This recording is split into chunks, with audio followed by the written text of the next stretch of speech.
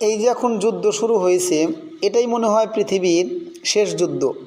এটার পর আর কোনো যুদ্ধ হবে না। যুদ্ধটার চূড়ান্ত রূপ ধীরে ধীরে বাড়তেই থাকবে। আর এই যুদ্ধটা শেষ হবে ইসরায়েলের বাবেলুদেই দাজ্জালকে হত্যা করা হবে।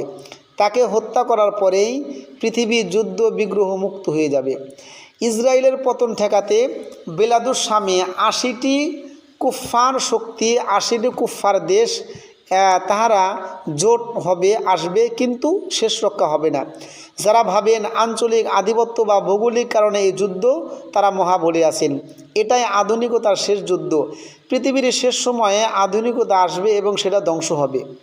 এখান থেকে গুরুত্বপূর্ণ টিকা হলো, আমরা এখন বেশি বেশি শেষ জামানা নিয়ে স্টাডি করা প্রয়োজন, না হলে আসন্ন ফিতনায় আমরা বিভ্রান্ত হব।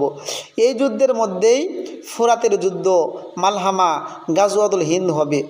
এই পোস্টে বোঝানো হলো যে এই যুদ্ধ বিগ্রহ শুরু হয়েছে, তার সমাপ্তি হবে দাজ্জালকে হত্যা করা এর মাধ্যমে।